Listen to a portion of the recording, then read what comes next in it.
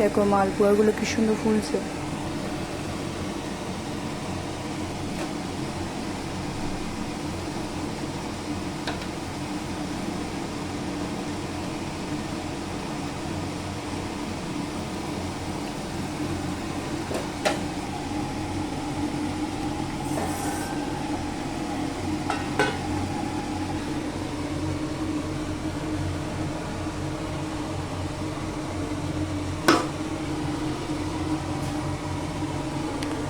এইগুলো এগুলো বাড়িতে সবাই যখন খাবে সেটা আগে করে রেখেছি।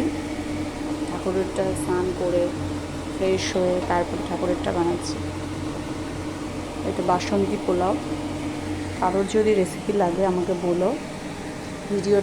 ভিডিওটা যদি সবার যদি ভালো লাগে তাহলে অবশ্যই লাইক আর সাবস্ক্রাইব করো।